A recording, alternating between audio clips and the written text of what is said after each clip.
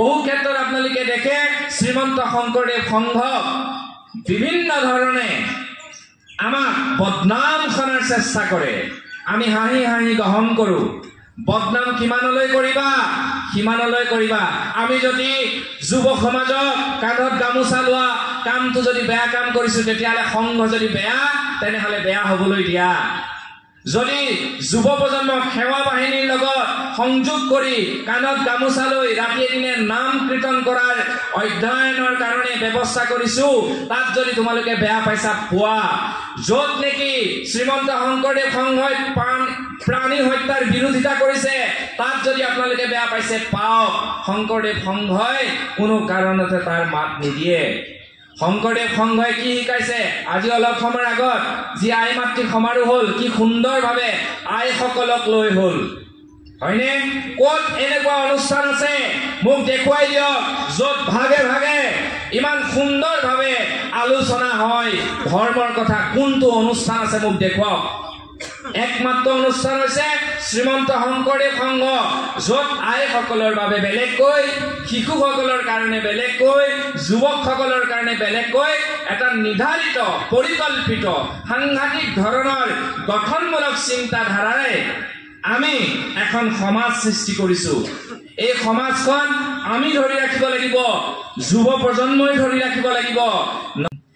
এই যে মায়া, মোহ, অহংকাৰ, এইবিলাক যাৰ গাত আছে তেওঁ কেতিয়াও ভকত নহয়।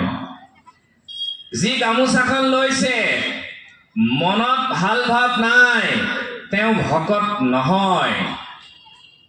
যি ধুনীয়াকে অলংকাৰ পিন্ধিছে, ধুনীয়া হৈছে বাহ্যিক দিশত, আভ্যন্তৰীণ দিশটো বেয়া, তেনে মানুহ ভকত নহয়।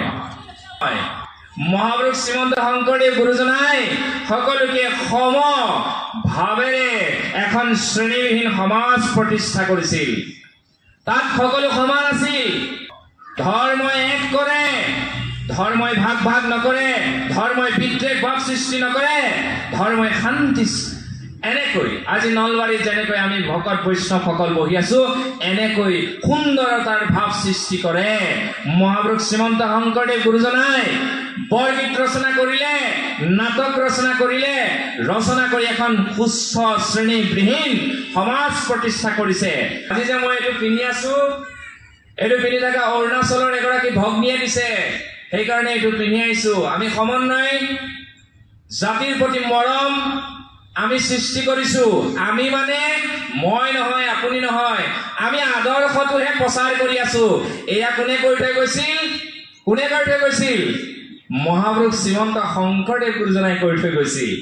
সেইকাৰণে গুৰুজনাই যেনেকৈ কৈছে যে গাৰুৰ পৰা আনিছো, গাৰুৰ গোবিন্দ আতৈ বুলিবা, নগাৰ পৰা আনিছো, নগাৰ নৰোত্তম আতৈ বুলিবা, মিচিঙৰ পৰা আনিছো, মিচিঙৰ পৰমানন্দ আতৈ বুলিবা, মুছলমানৰ চান্দ খাই আতৈ বুলিবা, সকলো জাতি ব্ৰাহ্মণৰ অনন্ত কন্দলী ৰাম সৰস্বতীকে চকুৰি স্বজন তেতিয়াই একনিষ্ঠ ভকতক লগত লৈ শ্ৰীমন্ত শংকৰদেৱ গুৰুজনাই এখন সমাজ গঠন কৰি থৈ গ'ল। আৰু সেই সমাজখন, সেই এক ঈশ্বৰবাদ, এক দেও, এক সেও, এক বিনা নাইকেও, তাক কোনে ধৰি ৰাখিছে?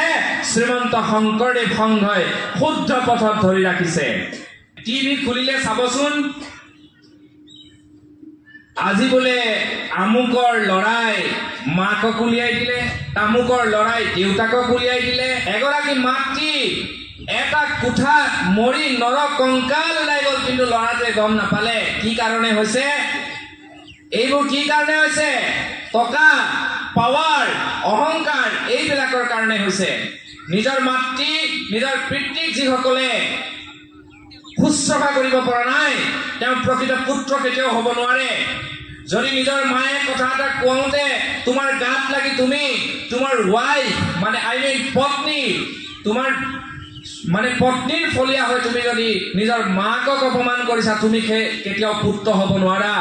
আমি যেতিয়া কেঁচুৱা আছিলো, তেতিয়া আমি কি আছিলো আমি জানো নেকি? কোনটো খাম, কোনটো নাখাম, কোনটো কৰিম, কোনটো নকৰিম। কেঁচুৱা অৱস্থাত আমি কেনেকুৱা আছিলো? আমি যিখিনি মল ত্যাগ কৰো সেইখিনিয়ে চুই দিওঁ, কৰবাত মাটি পালে খাই দিওঁ, তেতিয়া মোৰ মায়ে কৈছিল, অ বোপা নকৰিবি এনেকুৱা বুলি লৈ কোলাত সাৱটি ধৰিছিল। আৰু সেইগৰাকী আইকে আমি আকৌ ডাঙৰ হোৱাৰ পিছত যদি উলিয়াই দিওঁ ঘৰৰ পৰা কাৰোবাৰ বেলেগৰ কথা শুনি, তেনেকুৱা পুত্ৰ আজিৰ সমাজত কোনো প্ৰয়োজন নাই। যিসকলে এতিয়া নিজৰ পিতৃ মাতৃক এটা এক্সট্ৰাকে ঘৰ বান্ধি পেলাই ৰাখিছে, ঘৰৰ পৰা বাহিৰত মই বহুত দেখিছো, তেনেকুৱা মানুহ সমাজত কোনো প্ৰয়োজন নাই। আমাৰ যেতিয়া সৰুতে জ্বৰ উঠিছিল, তেতিয়া আয়ে বুকুত ভৰাই ভগৱানক প্ৰাৰ্থনা কৰিছিল, হে প্ৰভু, বুকুৰ দি আমাক ডাঙৰ কৰিছিল। 9 মাহ 9 দিন মোৰ মাতৃয়ে মোক লৈ ডাঙৰ দীঘল কৰিছিল। গতিকে যেতিয়া আমাৰ মা আইতালে পৰিৱৰ্তন হয়, বুজি পাইছেনে কথাটো? মই স্পষ্ট ভাষাৰে বুজাইছো, যেতিয়া আমি বুঢ়া হ'ম তেতিয়া আমি লৰাৰ নিচিনা হ'ম। মানে আমি কি কৈছো কি নাই সেইবোৰ আমাৰ মগজুৱে বহুত বেছি ধৰিব নোৱাৰে, কাৰণ আমাৰ এই চেলবোৰ, আমাৰ গাত থকা কোষবোৰ লাহে লাহে নিশকতীয়া হৈ যায়। তাৰ বাবে আমি কেতিয়াবা বোৱাৰীক বেয়াকে কয়, কেতিয়াবা লৰাক বেয়াকে কয়। বোৱাৰীক লৰাৰ মাকে কেতিয়াবা ক'ব পাৰে যে, হে আই, হে বোৱাৰী, তুমি কি চাহ বনালা হে, মোৰ আগতে চাহকাপ বৰ ভাল আছিল, আজিকালি বেয়া হ'ল, বেয়াকে বনাইছা। সেই কথাত যদি বোৱাৰীয়ে জাঙুৰ মাৰি ধৰিছে, তেনেহলে সেইখন ঘৰ কেতিয়াও নিটিকে। সেইজনী বোৱাৰীয়ে জাঙুৰ মাৰি উল্টাই নধৰে, যিগৰাকী বোৱাৰীয়ে আই মাতৃ সমাৰোহলৈ আহে, যিগৰাকী বোৱাৰীয়ে জানে যে আমি মা দেউতাক কেনেকৈ ভগৱানৰ দৰে প্ৰাৰ্থনা কৰিব লাগে, সেইগৰাকী বোৱাৰীয়ে কেতিয়াও নিজৰ শাহু শহুৱেকক নিজৰ মাক দেউতাকৰ দৰেই ভাবিব বুলি মই গেৰেণ্টি দি ক'ব পাৰো। আৰু এই যিটো ভক্তিৰ ধাৰা, এইটো শ্ৰীমন্ত শংকৰদেৱ সংঘই খুব সুন্দৰকৈ প্ৰতিষ্ঠা কৰিছে। গতিকে শ্ৰীমন্ত শংকৰদেৱ সংঘৰ অনুষ্ঠান হোৱাৰ পাছত 2 কোটি 3 কোটি টকাৰ কিতাপ বিক্ৰী হোৱাৰ ৰেকৰ্ড আছে। কিন্তু আমুক অনুষ্ঠান গ'ল বোলে, খুৰা কিমান বিক্ৰী হ'ল? 3 কোটি 40 লাখ খুৰা বিক্ৰী হ'ল। গতিকে শংকৰদেৱ সংঘই কিতাপ বিক্ৰী কৰিছে, শংকৰদেৱ সংঘই মানুহক গাখীৰ খুৱাবলৈ, বলৱান হবলৈ শিকাইছে। শংকৰদেৱ সংঘই বিভিন্ন ঠাইত যুৱক যুৱতীসকলক লৈ উন্নয়নমূলক আঁচনি গঠন কৰিবলৈ শিকাইছে। গতিকে শ্ৰীমন্ত শংকৰদেৱ সংঘৰ যি আদৰ্শ, এই আদৰ্শ আমাৰ অসম মুলুকত আৰু সুপৰিকল্পিতভাৱে প্ৰচাৰ প্ৰসাৰত আমাৰ যুৱ সমাজে দায়িত্ব ল'ব লাগিব। এই বাবাই সমস্ত শ্ৰেণী লালসা মায়া, এই মায়া মোহৰ পৰা আঁতৰিবৰ কাৰণে আমি ভক্তি ভাৱটো আমাৰ ইয়াত সৃষ্টি কৰিব লাগে।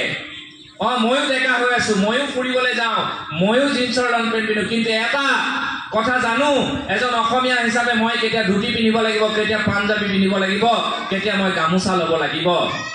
এই বাবাই সমস্ত অলপ দিনৰ আগত যোৰহাটত নিজৰ মাতৃ এটা ৰুমত পৰি গেলি গ'ল।